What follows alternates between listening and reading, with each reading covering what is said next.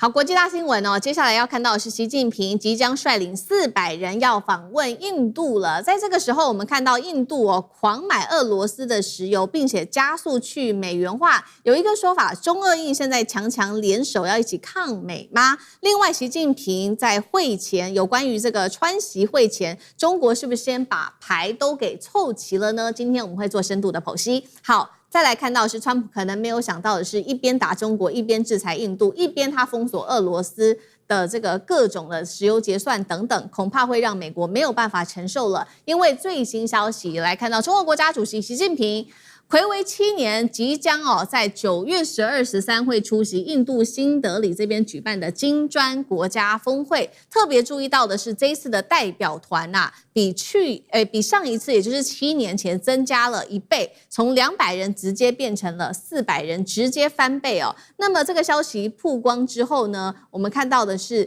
印度的国安顾问也飞到北京，跟中国的外长王毅谈了好几个小时的时间，双方聚焦的焦点是什么呢？就是扩大在经贸上面的合作，连双方闹得很僵的边境问题呢，现在是不是有谈出一些处理的方法了呢？那么我们来看到外长王毅是怎么说的，他特别强调说愿意好好的跟印度来沟通，做好朋友，做好伙伴，还说要实现龙象共舞的这个大原则。为什么今天印度会有这样子一个态度上面的转向？我们也要来特别来看，其实就是受到川普的影响，因为川普看到美国跟印度之间的关系在最近真的是闹得很僵，原因是呢，川普逼印度少买俄罗斯的石油，还制裁涉及伊朗石油交易的4家印度公司，这个动作让印度非常的不满。反而呢，这个印度完全没有听川普的话就算了，还继续从俄罗斯进口大量的原油，已经来到每天大约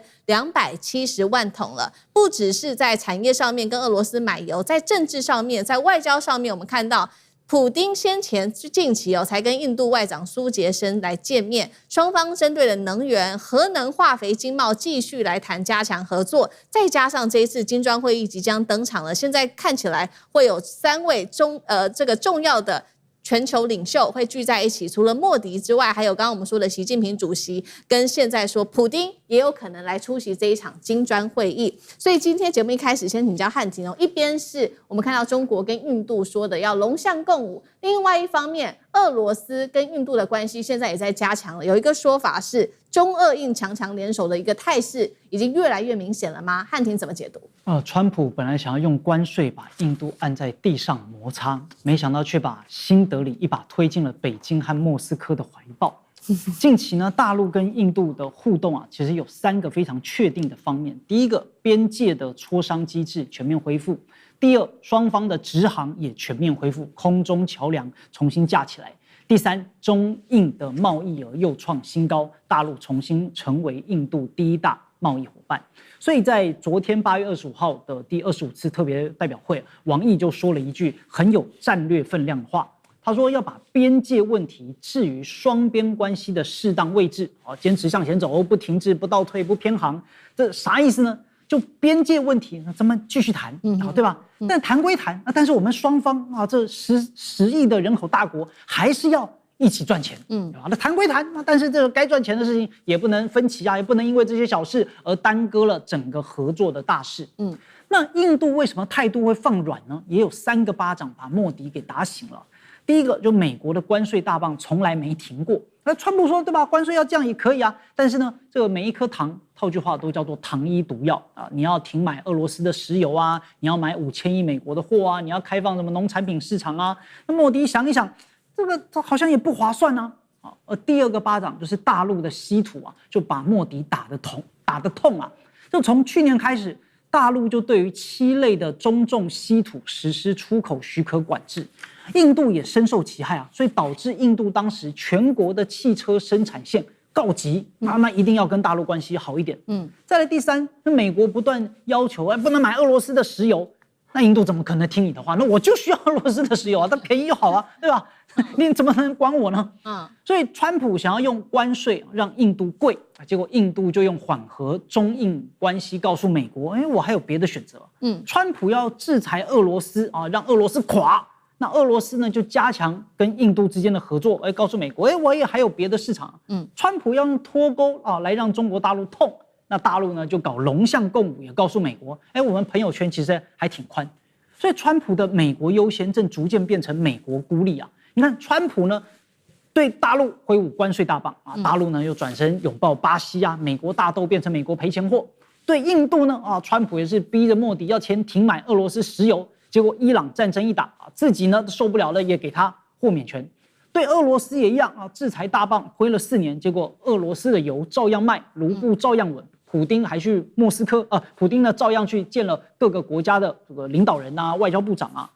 所以川普本来想要用美国优先重新的打造全球的秩序，结果呢，你像是把这个重要的几个邻居通通都给得罪光，你却亲手促成了一个非美国优先的俱乐部大陆提供市场和制造，俄罗斯提供能源和资源，印度提供人口和地缘的枢纽。这3个国家加起来人口超过30亿，是占全球的这个重要，跟西方完全可以分庭抗礼。所以这才是美国现在非常担心的地方。好，所以现在等于是多国都已经看破川普的手段，然后透过所谓的美国优先跟关税，现在对于许多的国家都是不利的，反而有利于我们刚刚看到的中俄印这些金砖国家，反而现在变得更加的团结。那川普要担心的事情不只是这些金砖国家更团结，现在呢这一些国家还要更强化、更快速的来去美元化，而且尤其是呢，我们知道这一次的美伊战事，这个川普不是对伊朗祭出经济的制裁吗？他还说，如果谁敢帮助伊朗做生意的话，就要把他踢出美元金融体系。重点是这些国家根本不怕，因为他们早就料到说会有这一天发生，早就已经开始提前布局去美元化了。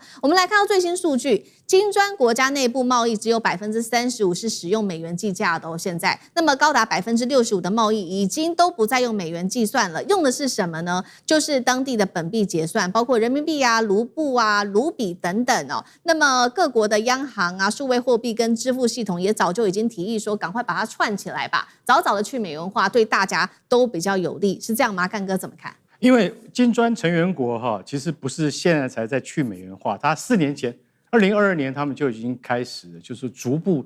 其实老实讲一句，真的用很多，只是大家不知道而已。比如说像你说那个伊朗它跟中国之间就是用人民币，然后呢，跟那个印度跟那个俄罗斯呢，他们之间也不是用美元了，用卢布我跟你讲，他们早就已经在这样做了，但是呢，不是明目张胆的跟川普对抗，这只是大家在想说，除了美元之外，难道我们没有办法建立自己的货币交易的程序吗？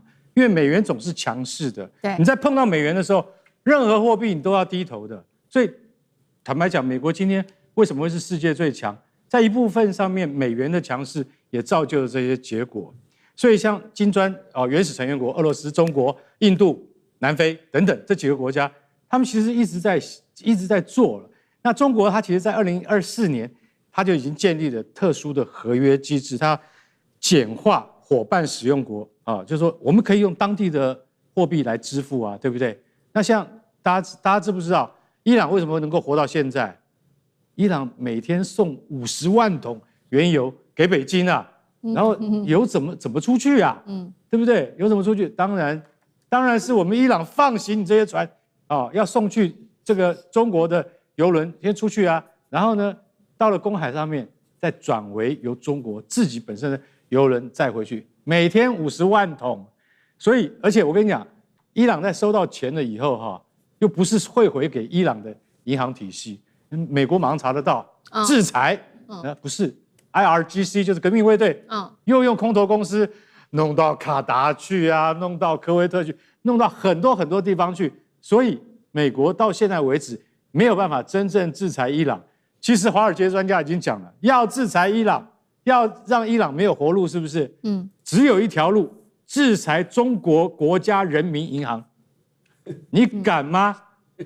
只有制裁中国人民银行，你才有办法。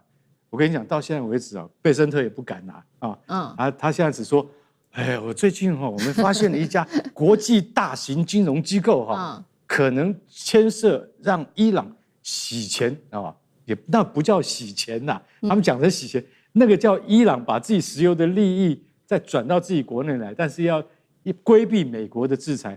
所以说贝森特他说已经锁定一家，那一家到底是什么不敢讲。所以大家晓得究竟到底美国有没有办法制裁这些国家？我看是不行。然后为什么？他说你们如果再这样子要去美元化的话，那我跟你讲，我就要开始用关税报复性制裁100%。哎呦，吓死人！大陆已经被你的100%搞好几次了，大陆会怕吗？对不对？中国会怕吗？俄罗斯根本就不甩你，然后印度还是一样买俄罗斯石油。所以在现在我们看目前这样子，就是说金砖国家去美元化，它会是一个趋势，而且等到他们使用人民币或是卢布或是卢比，他们会觉得说我这样子没有什么汇差的损失之后，就会成为一个什么？就会成为一种惯性，一种常态。那其他金砖国家，比如说巴西啊，还有我们刚刚讲到的沙烏地，但是再加入的话，会越来越多国家，到时候就不是只有65%的金砖国家在用这样子的方式去美元化，而会有更多国家，到时候美国还真的要跳脚了。好，那我们也看到说，那在这一场金砖峰会嘛，刚刚说，中国大陆它要去这个访问印度，一方面是不是把这个金砖国家给团结在一起？另外一方面，因为呢，接下来的重头戏这个金砖会议之后就是川习会了。现在有一个说法是中国大陆也在为自己累积筹码吗？那我们来看到最新有一个数字出来说，接下来的这个习川会只会短短的举行在9月24号这一天，只有1天，是不是中国大陆对美国反而不重视呢？因为我们看到刚刚讲的这一场金砖会议，它的天数是远远高于这一场这个习川会的。等一下我们来解读。那另外一方面，美国现在为了要这个对中国下马威，是不是他现在正在研拟来自于彭博的报道，以中国产能过剩为由，对中国商品加征7.5%的关税，在对台的安全承诺上，也借着所谓的2步探狗，希望能换取更多的筹码。但是真的能够有效的治中国吗？因为我们知道中国大陆现在手中的筹码非常多，我们刚刚谈了非常多，有这个来自于金砖会议，有俄罗斯，有印度，有全球南方，甚至去美元化，他手上有非常多的筹码。怎么评估这场习川会双方的较劲？苑老师怎么看？什么叫2步探狗？就是一进一退嘛。什么叫做退？就是说这个川普对于这个中国的立场就是好像特别尊重嘛。那么进的时候呢，就打台湾牌嘛。那这个东西的话呢，我现在跟大家强调一件事情，最近有2个消息跟我们讲的新闻都有关的，就是美国本身来讲有点好笑。美国第一个的话呢，就是嘴巴咋呼咋呼的被人讲说，我们对伊朗要进行一个诺曼底登陆式的制裁。所以就大家讲说，你是把诺曼底登陆的时间、地点、方式都讲了，这还叫登陆吗？这个大家听都觉得好笑。另外一个，美国跟加拿大闹翻了。你大家可以听听看马卡尼讲的观点就是说明美国是一个不值得信赖的。现在的话呢，美国一个关税的话呢，我跟你讲，大陆跟美国这边最严重的时候，美国加大陆135%的时候，135%的时候，大陆照样反对来你现在7.5算什么？还打台湾牌了，还2步探狗了，你根本就讲得莫名其妙，只会把台湾害很惨。我跟你讲，把台湾拉到这种贸易战的主角。那另外的话呢，有关于这个美国本身来讲，开口闭口就是把谁踢出 SWIFT 的话呢，这个效果几乎是0。为什么？因为你现在刚刚讲那个比例人家都过得好好的，美国现在什么都贵得一塌糊涂。为什么？因为美元不管用了，对不对？这个大家可以了解到，因为美国自己做不出来自己要的东西的时候，一定要靠进口，进口就美国要拿出美元来。但美国现在负债这么多，各方面的信用都受到了很大的影响。所以你在这么情况下来讲的话呢，我觉得针对于把这个台湾这边的一个报道说，把台湾拉到了这个美国跟中国谈判的话呢，首先第一个无效，第二个无用。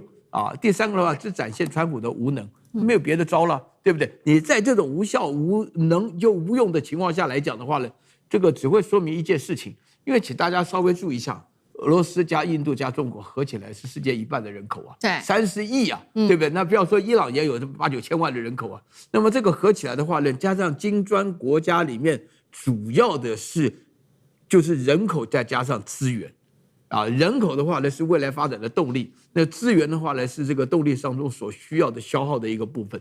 所以你在这种情况下合起来的话，我觉得未来就是可以预料到，如果美国现在想尽办法用自己的方式来羞辱加拿大，也就是对于西方欧洲国家这种羞辱方式的开始的话，我说句良心话，我还真的希望川普连任的。如果川普到了第3任的时候，美国真的被他搞垮了。为什么？因为你现在的情况下，因为美国的 SWIFT 之所以有用的原因，是因为大家要用 SWIFT 对不对？那如果大家都不用的话，那你有这个玩意有啥用呢？对不对？